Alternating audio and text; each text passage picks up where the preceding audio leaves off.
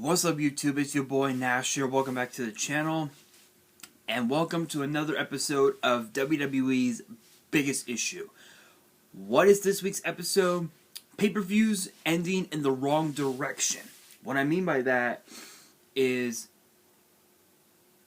pay-per-views that have either really bad endings or the pay-per-view is just bad in general.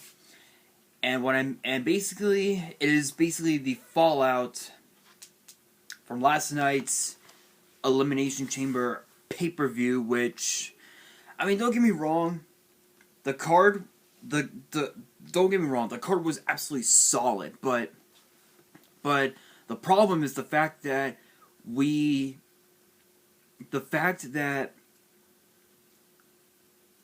there were just so many. There were just so many problems with this whole thing. One of which is obviously the Universal Championship match.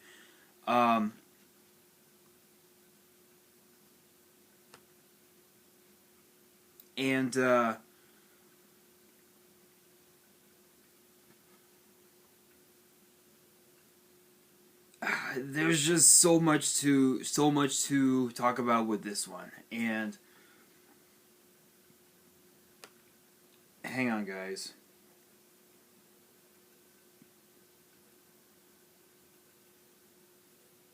Hang on one second.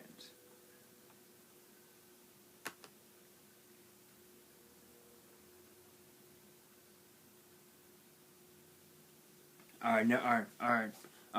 Alright, yeah, so again, there's actually a lot to talk about, and basically how these matches became either really good or really bad. So one of the big matches that I wanted to talk about was obviously the first match of the entire card, which ended up being the triple threat match during the kickoff show. Now, here's the thing. So, if you guys remember, Keith Lee had suffered from a injury at the hands of Bobby Lashley, who is now the former United States Champion. It's interesting.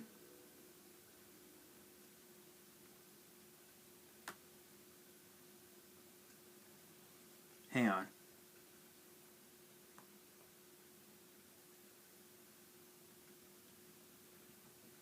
Okay, never mind.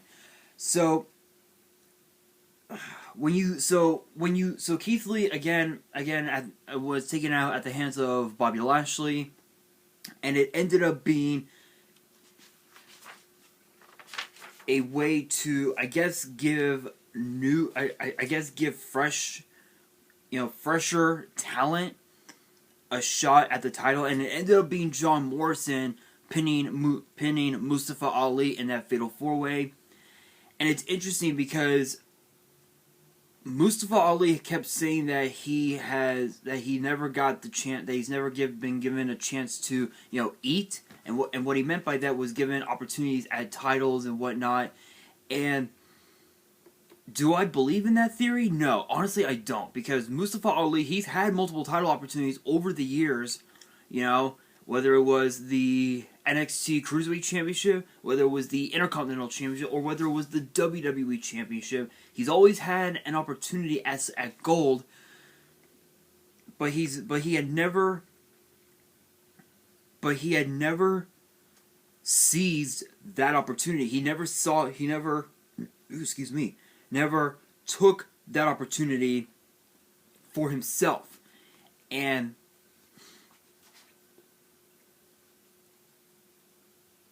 it's interesting because with a guy like Mustafa Ali, he has all the talent in the world, but what's interesting is that even with Retribution in his corner, Mustafa Ali still failed, and I think this could be a huge downfall. I think this is going to be the big downfall for Retribution. I think this is going to be a very I think Retribution is gonna fall. Retribution could very may well fall, but what's interesting is that they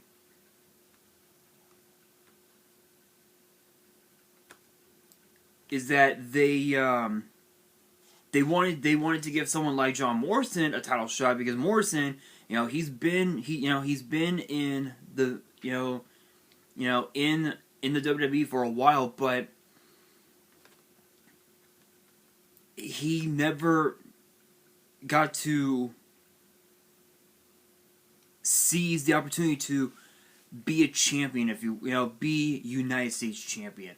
So this match, I didn't really see anything happening with this one. I had a feeling that a guy like Mustafa Ali was gonna get pinned. So this is one of the ones that I was talking about. They ended the match in a way that could just bury Retribution down to the ground, which brings us to the first Elimination Chamber match, which ended up being for none other than the right to face Roman Reigns for the Universal title. And I'm gonna be honest, don't get me wrong, the match was great. The card for that match was great. I mean you have King Corbin, who's a former United States champion and a former Money in the Bank winner. You have Sami Zayn, who's a former NXT champion and a former two-time Intercontinental champion. Kevin Owens, a former Universal champion, former U.S. champion, IC champion. Jey Uso, a 7-time tag team champion. Cesaro, a 7-time tag team champion as well. Former United States champion Daniel Bryan. He's won every title under the sun. The way I see it, they made it so Jey Uso could just bury everybody and then just give Daniel Bryan the push, because Cesaro, he was on a massive roll. He was on a massive roll in this scenario, but he ended up just getting buried.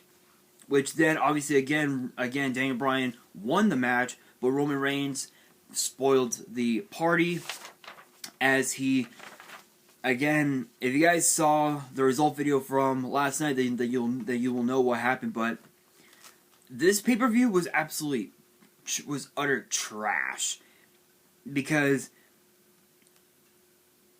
of two things. The one, obviously, the match between Reigns. Obviously, the moment Reigns just came out, defended the title, and just buried Daniel Bryan. But also because of the women's tag team title match, which was between the now still champions Nia Jax and Shayna Baszler against Bianca Belair and the SmackDown Women's Champion Sasha Banks.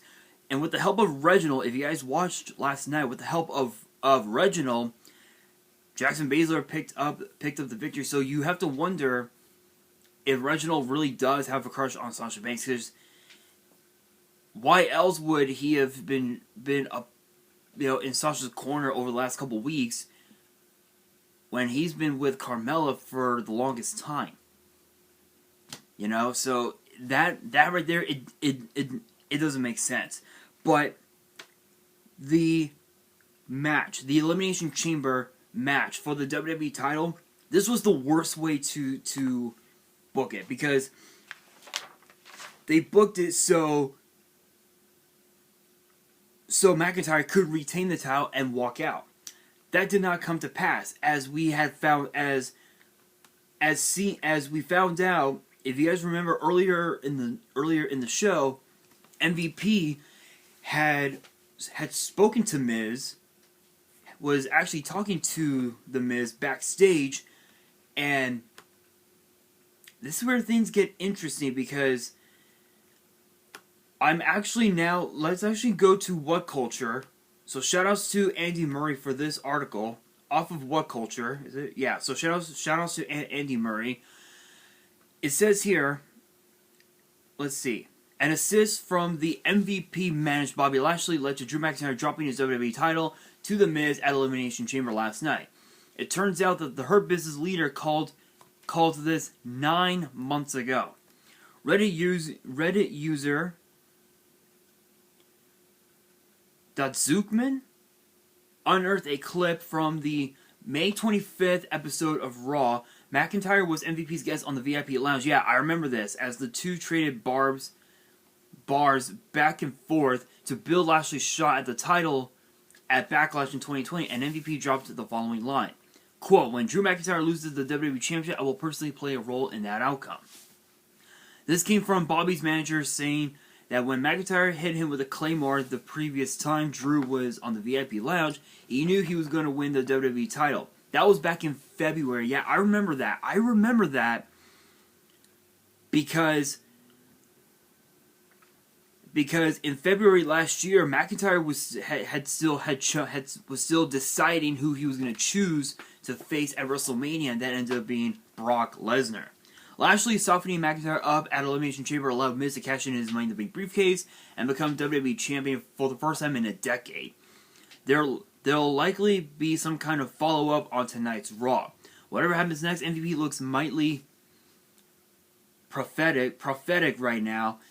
Even if this was purely coincidental, Lashley ended up losing to McIntyre at Backlash after all. Yeah, so what's interesting, so this is where things get interesting. So apparently MVP knew that McIntyre was going to lose the title, but he didn't know when. So honestly, I'm just going to be blunt.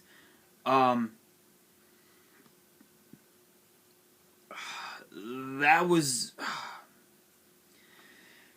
honestly, I think I feel like as if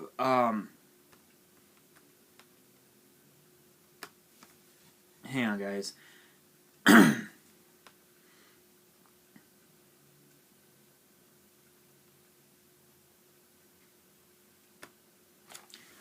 I feel like the way that match ended and the way the night ended, it just didn't really settle in with me. And I actually want to give a big shout out to Luge. If you guys don't know who she is, just type in her name. I think it's spelled Luge.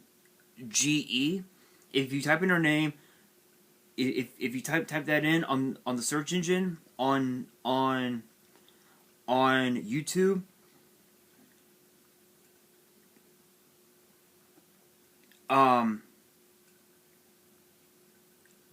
then you'll be able to subscribe to her channel, and you'll know that last night she posted a video saying how pissed she was because of how the card was stacked. The way I see it, I completely agree. I completely agree with her. I mean, don't get me wrong. You know, seeing Miz cash in Money in the Bank, we knew that was going to happen at some point. But one thing that we did not get to see was the match between Asuka and a potential opponent for the Raw Women's title. We did not see that because Lacey Evans last week on Raw revealed that she was pregnant, which, again, I mean, that's a blessing. You know, not that I would know that from experience, but again, that's a blessing. You know, to have a kid, you know, to have a second kid in your life.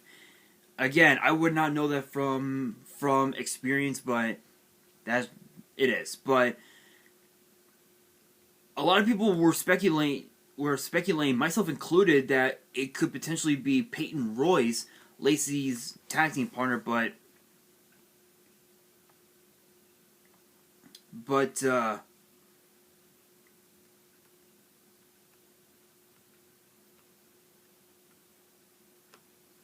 the way I see it, I feel like maybe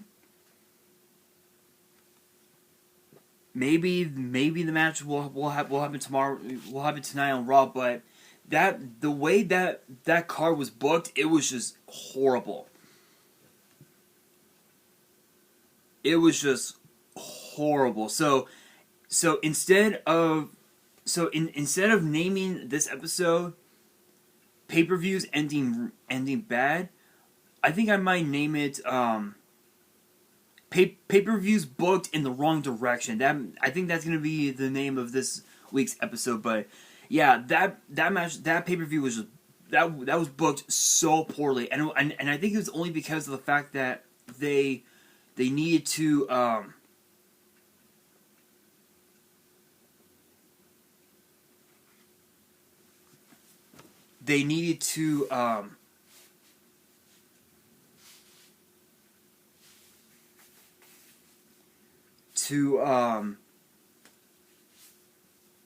I guess get ready for Fastlane in my personal opinion. So the way I see it, if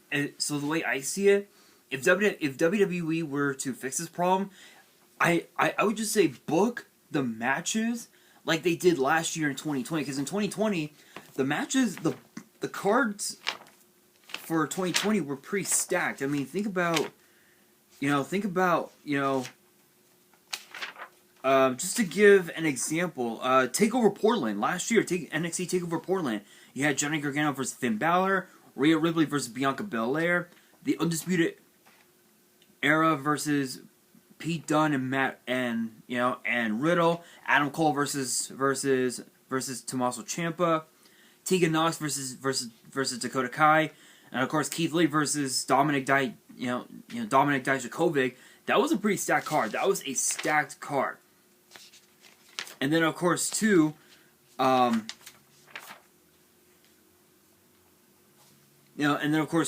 in the Bank last year, it was a pretty stacked card. I mean, you had both the men's and the women's Money in the Bank ladder matches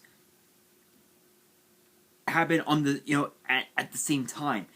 That was a pretty interesting. That was an interesting year. 2020 was an interesting year for WWE, but the bookings for a lot of the matches during for each pay-per-view was very unique in their own way. But this one, I don't know, but yeah, that was booked so poorly. But guys, that's gonna do it for this episode. So question of the day, and I know that I did this last night, but what are your guys' thoughts on the Elimination Chamber from last night, and what do you think we can expect from Fastlane, which will happen March 21st? Let me know in the comments below. And that is going to do it for this video. Hopefully you guys enjoyed. If you did, make sure you guys smash the thumbs up button. If you guys are new to the channel and you guys want more episodes of WWE's Biggest Issue, which gets posted every Monday, make sure you guys hit that subscribe button and hit that notification bell so you guys do not miss out on any new content that comes your way. And be sure to follow me on Twitter and Instagram. All the links will be down in the description. And if you guys have any fan mail that you want to send me and want me to open up on the channel, my address will also be in the description as well. And on that, this is your boy Nash, signing out.